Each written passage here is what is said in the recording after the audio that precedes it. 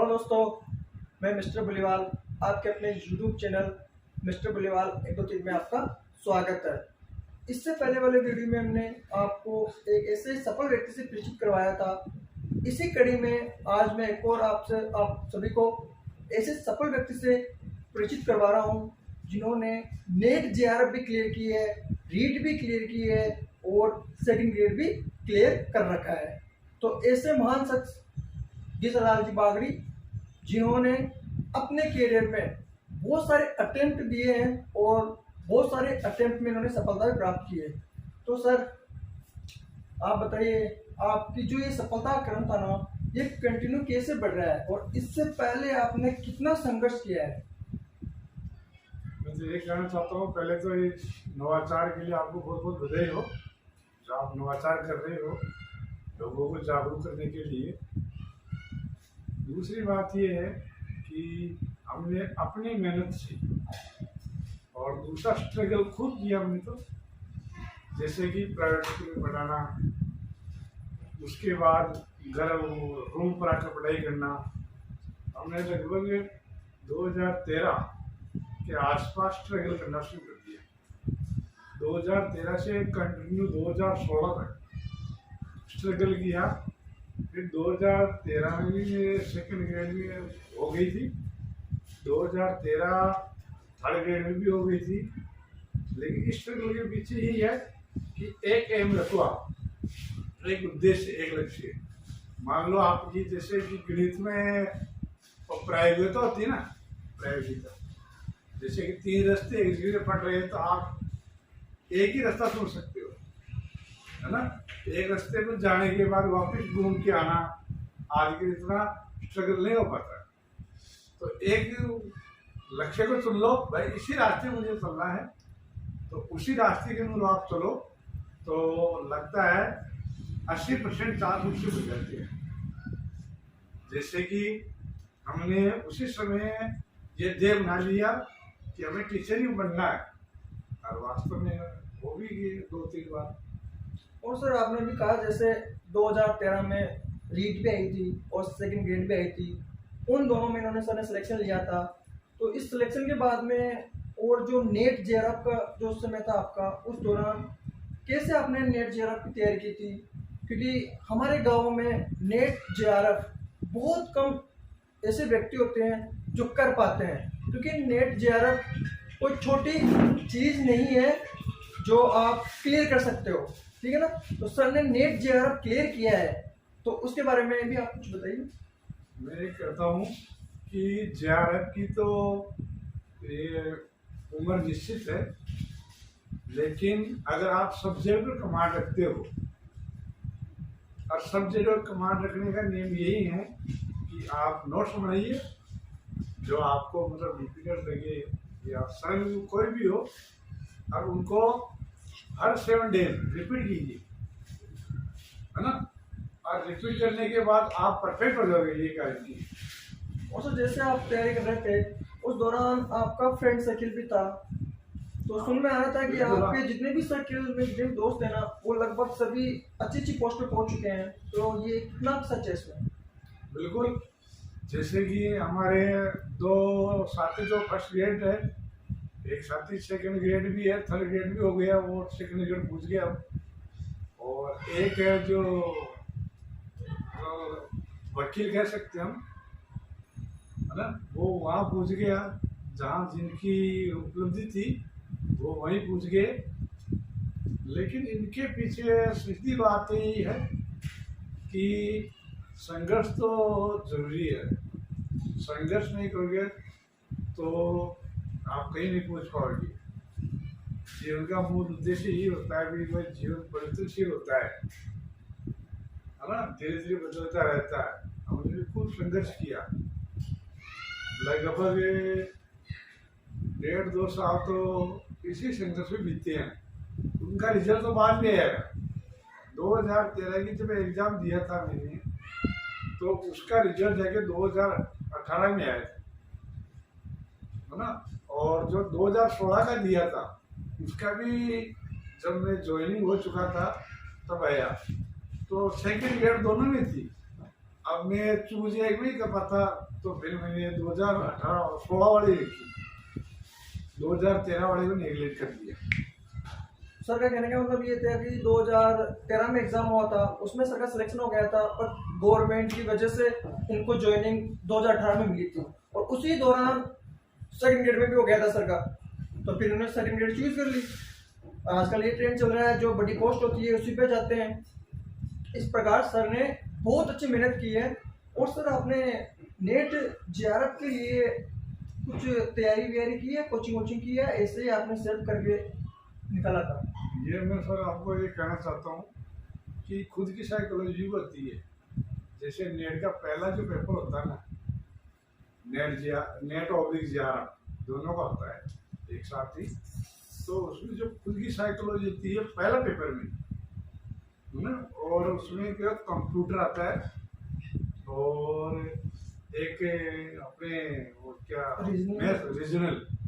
Regional आता है, तो उसमें और कंप्यूटर में है ना, और वो साइकोलॉजी डिपार्टमेंट, तीनों में जितनी बाजी मार ली।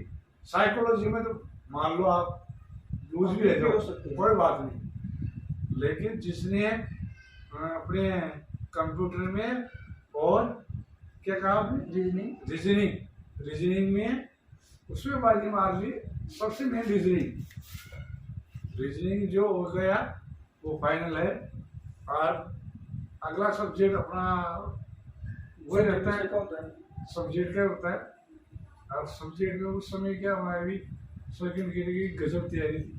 अच्छा, सर कहने का मतलब है कि सेकंड ग्रेड के दौरान इन्होंने नेट जेआरएफ निकाल लिया था।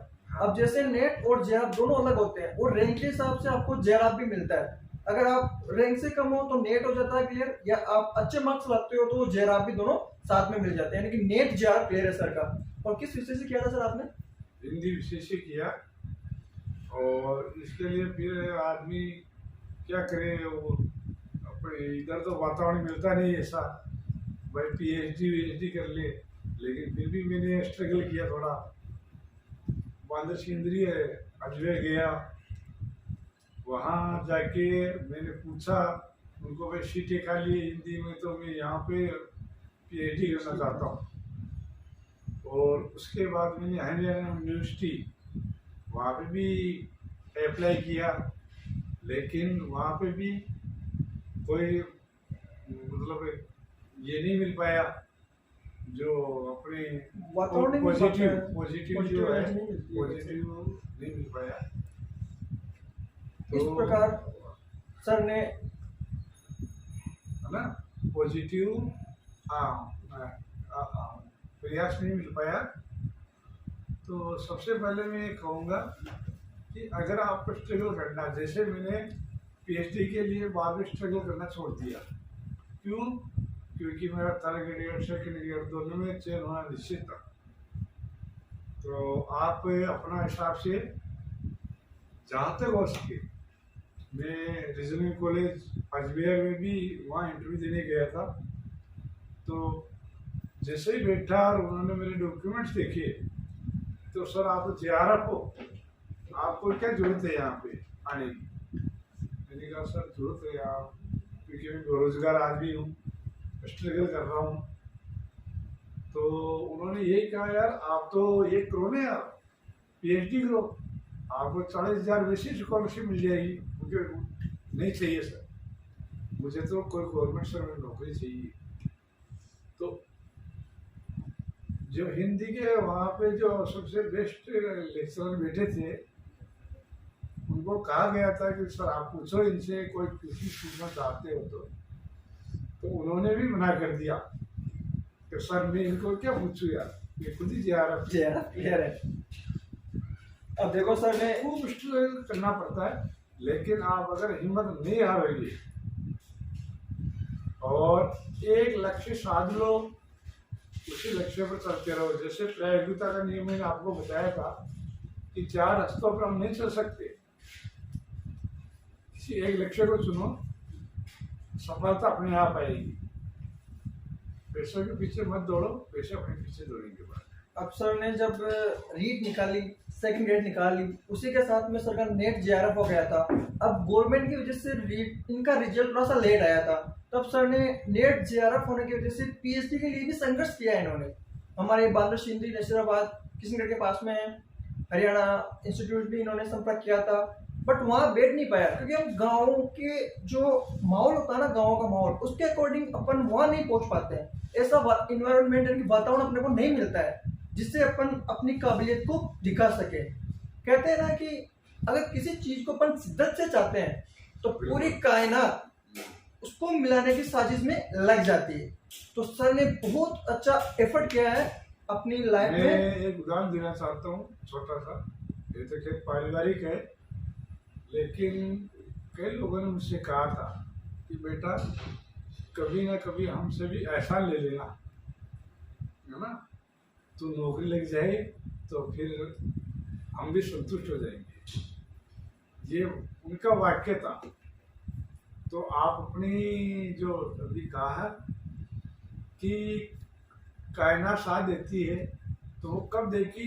जब आप सफलता की ओर बढ़ते रहोगे। जब हम किसी चीज को शिद्दत से चाहते हैं तो पूरी कायनात हमें उससे मिलाने की कोशिश में लग जाती है। और सर ने अपने जीवन में बहुत संघर्ष किया है। इन्होंने रीट एग्जाम भी 2 निकाले हैं, एक नहीं 2 निकाले हैं, सेकंड ग्रेड निकाला है, नेट जेआरएफ निकाला है। सर मेरे को ये समझ नहीं है कि आप नेट जेआरएफ थे तो आपने कॉलेज लेक्चरर के लिए अप्लाई क्यों नहीं किया?